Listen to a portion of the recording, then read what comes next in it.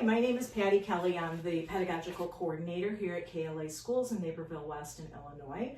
This is one of my beautiful 2-year-old teachers, Miss Priyanka. Miss Priyanka has been with KLA Schools for 3 years now. She is great at everything she does, but one of the things that she highlights very well is our mindfulness practices, meditation, and yoga. So we wanted to talk a little bit about that with you so that you guys can incorporate that at home as a parent. So mindfulness and yoga and breathing techniques and all of these things have so many benefits for the children. One of the most important things is that it improves their learning through improving their focus because they're having to focus on one specific thing. It helps with their stress levels and helps with resilience in difficult situations. Whenever they're having a hard time with other children, within the classroom or whatever, then we encourage them to use these mindfulness techniques and breathing techniques to try to help them through that difficult situation. It also says that another benefit would be for self-regulation. We want them to be able to regulate their own emotions and their own reactions to these difficult situations so that they can be healthier in their mind and in their heart. It helps with their self-esteem as well, and even helps them to have better sleep. Ms. Priyanka and I were discussing before we started the video that we encourage the teachers to use these mindfulness techniques right before nap time so that the children can calm down and get in a good spot for sleeping. But Priyanka was also saying that she uses it at another time. Just before lunch, I as a teacher believe that mindfulness or yoga practices can be done in any age groups, infants through old age.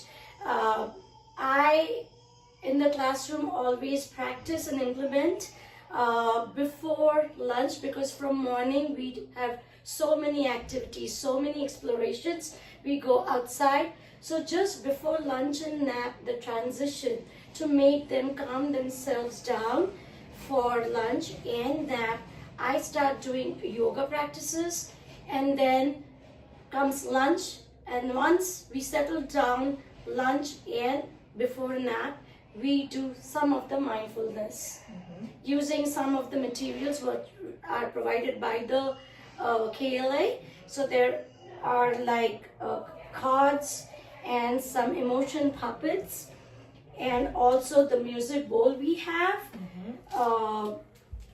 So kids pretty much every day as a daily routine and in a disciplined manner we do go with these practices. And we're very intentional with that. Yes. Because we know how important it is. I often say to people that I wish somebody would have taught me how to breathe. I wish somebody would have taught me how to do these mindfulness things as a young child, because now as a 60-something-year-old woman, I have a hard time during situations, and I end up holding my breath or clenching my teeth. So if I would have learned these techniques at an early age, I would be healthier right now. So that would have been fantastic. But she's right. We do have, these are an idea that I actually got these on Amazon, and they're just little emotion puppets. So when they're feeling sad or angry or happy, then we can talk about how they're feeling, and puppets are just such a great tool, yes, especially with early childhood, in the early childhood ring. These cards are something that we created ourselves that have to do with yoga and doing different poses in yoga. We also have, of course, these sound bowls where we ask them to close their eyes and just listen to the sounds.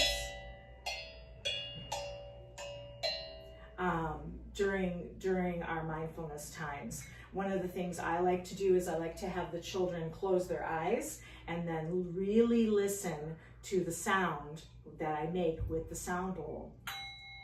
and then you're not allowed to open your eyes again until the sound disappears. When you can't hear it anymore, then you're allowed to open your eyes. So that's something very, very good for the children. And then this is something that we also have in all of our classrooms. There are mindfulness activities that have little cards that the teacher can just pull out a card, do what's on it, and it tells you step by step exactly what to do so that the children, this one is to boost self-confidence. So those are some more ideas for you. Positive affirmations and mantras can also be extremely helpful. I know that in our classrooms we use positive affirmations a lot, but I was telling Priyanka that I witnessed a father last year who had a 4-year-old within our program, and every single day he would come in and he would tell his little boy, "I am strong," and the little boy would say, "I am strong," and they'd be walking in the door. "I am confident, I am confident, I am courageous, I am courageous, I am smart, I am smart." And that would be how he would leave his child for the day. And I just thought that that was so wonderful. And I even told his dad, "Good job, that's so fantastic." And you know, Miss Patty, I have seen sometimes in the playground when we do affirmations in the classroom, they take it everywhere. Like one of the child fell down a couple of days ago and he just brushed himself and said, "Miss Braga, I am strong. Look at me, look at me." And every day when these affirmations, they listen, they hear, and it just goes in their body system. And they get to decide when they're going to use them and in what situations. Yes. So that's exciting to see and exciting to witness for the children. So we hope that this was helpful for you. We hope that you'll be able to glean some information from this video so that you can start doing mindfulness and breathing techniques at home as well. Thank you. Thank you.